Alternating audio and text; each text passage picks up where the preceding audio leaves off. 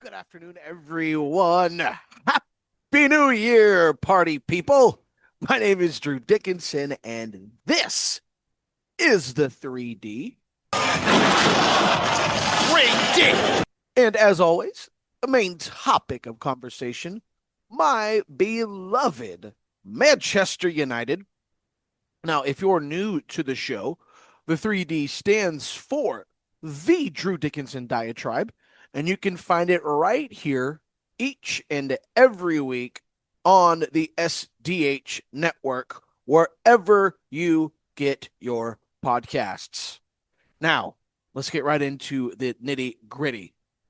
Last time we saw the Red Devils in action, it was this past Tuesday where they battled the Wolverhampton, easy for me to say, where they battered Wolverhampton to a 1-1 draw. I've said so many times to lead off this show that, and I quote, United with another unconvincing win or draw.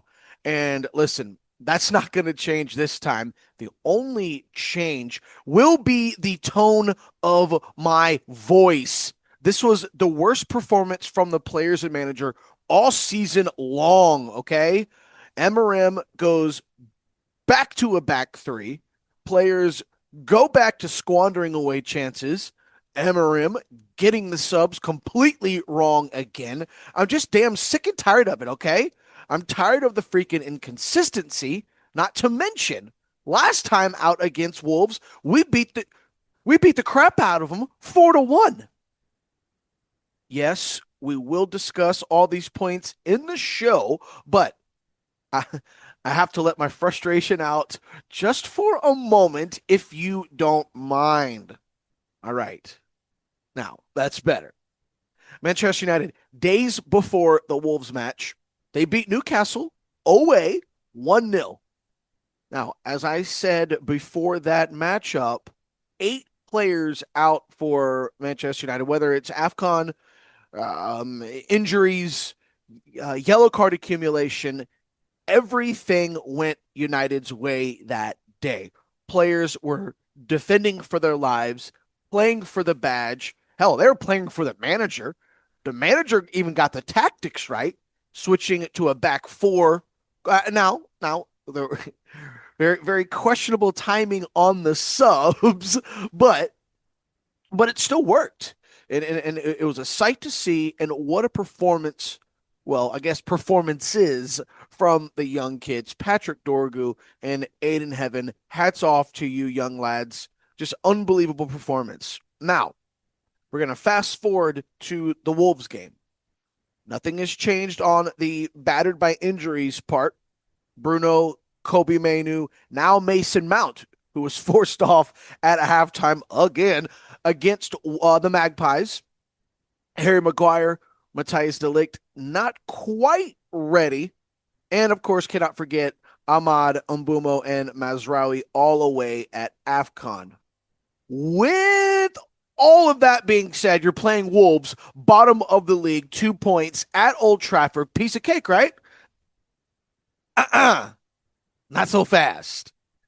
MRM reverts back to a back three, which included Luke Shaw, Lissandro Martinez, who, mind you, is captaining the squad with Bruno being out, and I gotta say, great choice from MRM. So back three against Wolves: Luke Shaw, Lissandro Martinez, Aiden Heaven, and of course Patrick Dorgu, Diogo Dallo at the wingback positions. Remember, Dorgu, man of the match performance, and scored a goal against Newcastle last week.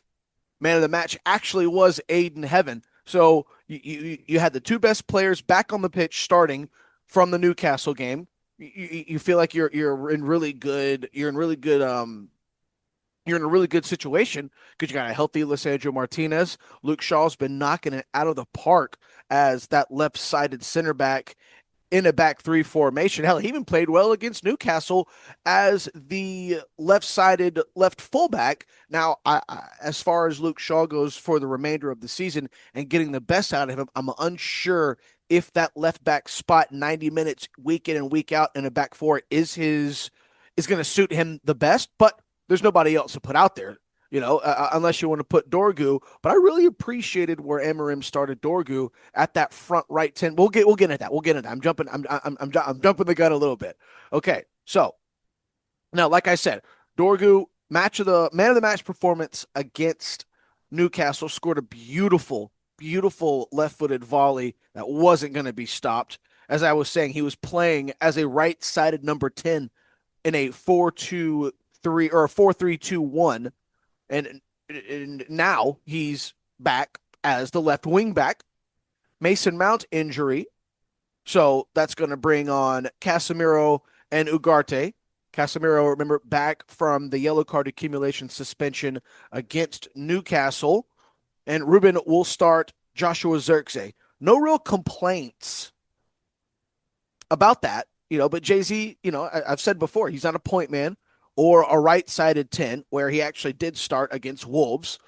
I was assuming that Ruben was going to keep that that 4-3-2-1, because Joshua Zirkzee would have been perfect in that Mason Mount role right behind Benjamin Šeško.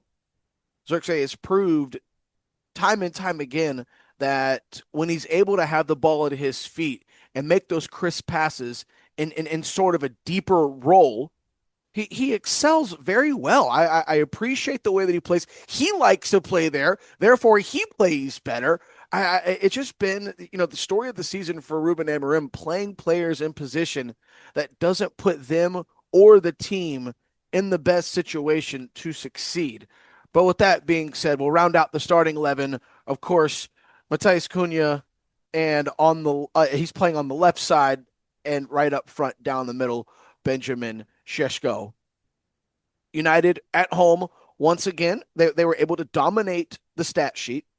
16 shots, 17 of those shots were on target. 56% possession. Not too much, but a United team, I don't really see having possession being their strong suit. But you're playing the worst team in the league, so I digress. 503 passes to Wolves 396.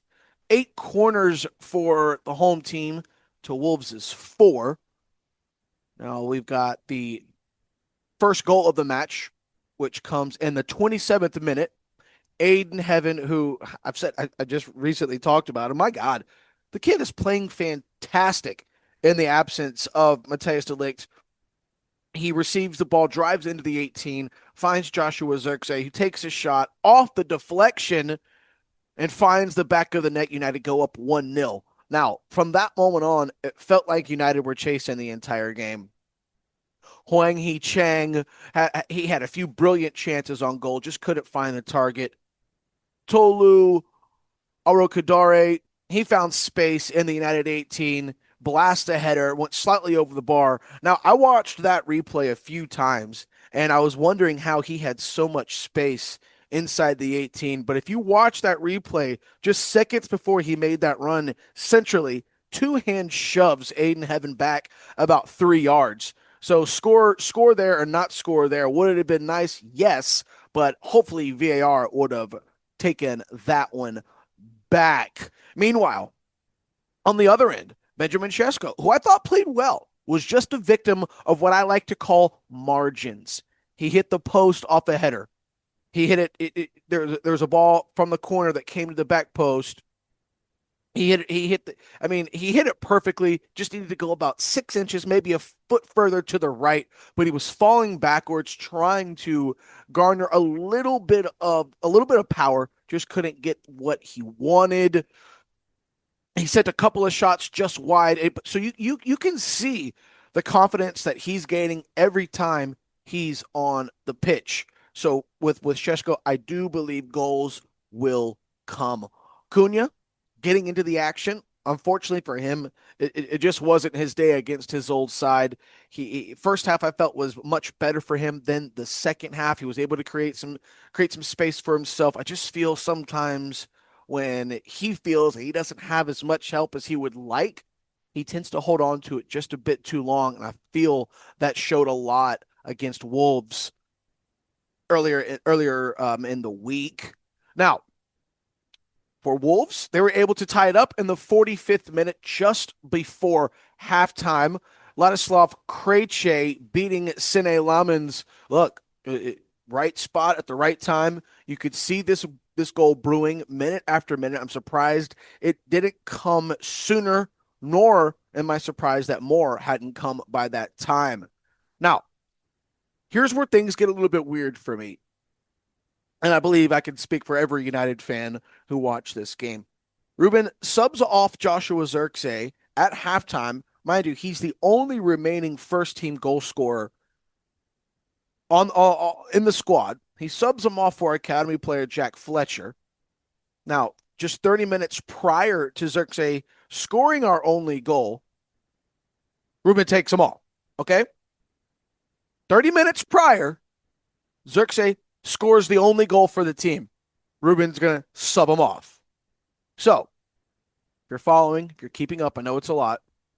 We've got the goal scorers subbed off. Now, we're going to switch back to a back four and the 4-3-2-1. The second half of this game for me, guys, is what I like to say. How do I put this? It's going to be one to forget. Okay, and again, it presents questions about Ruben Amorim and his game management skills. Patrick Dorgu had the potential game-winning goal. He brought it right back. It was beautiful. He was there, but VAR decided he was just a bit offside, and he was. It was a good call, and it was great for him to be there. You could see the confidence as this kid is just brewing. Because it would have been great, though, if he scored, right? It would have been awesome. Yay, yay, yay. No, United deserved nothing from this game. Absolutely nothing. So, obviously, it would have been great, like I said. But that goal being called back from VAR, it didn't surprise me because of the way and the attitude that the team had brought the entire stinking game. Time and time again, United have put themselves in position to advance in the Premier League table. And once again, because of inconsistency, you remain average. Just right there at the middle of the pack, in my eyes. Losing, drawing to bottom of the table teams at home cannot continue to happen. Now, I am still not Ruben Amorim out. And I truly, don't believe Ineos are yet either. They've said they're backing him many, many times. They come out immediately after ties or losses. And plenty of times this season to say, hey, we're backing him. He's with us. Because look, you can't sack him now because then you're really conceding the season. Besides, I feel that much better options can come over the summer if they do decide to sack. Still no positive rumblings in the transfer market. Basically no rumblings at all. Heck, positive or negative, because Ruben Amorim straight up said right now, it doesn't look like we're going to be improving the squad in January.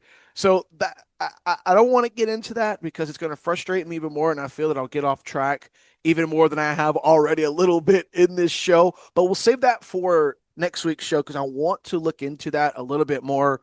There's, Wilcox and Amorim, Jason Wilcox and Ruben Amorim apparently at not seeing eye to eye. We saw Vivel openly put in a group chat with his comrades at United about how easy it was for the Fulham manager Silva to break down Ruben Amorim's tactics. I mean, he said it live on TV, how easy it was. So concerning things like that are finally being brought to the table from the media. They're being pushed from United. And I just don't know why. I want to do a little bit more deep dive into that situation before I bring it to you guys. So yeah, keep that on the back burner for next week. Now, like I said, no transfer news. Doesn't look like there's going to be any incoming players. Now, speaking of players, it appears Napoli are going to trigger the obligation to buy for Danish star Rasmus Højlund. Looks like it's going to be an easy 45 to 50 million pounds back to Manchester United for the price of Højlund. Sunday, January 4th, 7:30 a.m. United have another difficult contest. Going to head to Elland Road to take on longtime rival Leeds United. Currently, the Red Devils sit sixth place in the table. Yeah, sixth place, believe it or not. 30 points, 3 points off top four again. Now, imagine not dropping double-digit points at home to bottom-level teams. You could be comfortably in the top three with Champions League yours to lose. Right now, you're still chasing it. Plenty of time to go. Thankfully for United, the Peacocks, they are in 16th place, 20 points, 6 points clear of the relegation zone. But Daniel Farke, he's got Leeds United playing very well, unbeaten in the entire month of December. I'm looking for Kobe Mainu and Harry Maguire to come back healthy, but according to Emerim, nobody out from injury will be returning to the squad for the matchup Sunday morning. Couple of questions leading into that one as well. Not just about the squad health, but will Ruben keep the back three, or will he use that 4-3-2-1 that beat Newcastle? And of course, with that question, only time will tell. Alrighty, guys, that's going to do it for me for today's show. Thank yous all for listening wherever you may be. And as I said at the top of the show, be sure to subscribe to Soccer Down Here wherever you get your podcasts. Be sure to tap the notification bell so you don't miss any of the action. And real quick, cheap plug. Also, Sunday, January 4th, 2 p.m., Deep South Wrestling presents New Year's Knockout live from Monday Night Garage. That's on the West End. Yours truly will be calling the action. So come on out and support the best indie promotion here in Atlanta. That is Deep South Wrestling. All right, guys, thank you so much. Enjoy the rest of your weekend. Happy New Year, everyone. Drewski. Ow.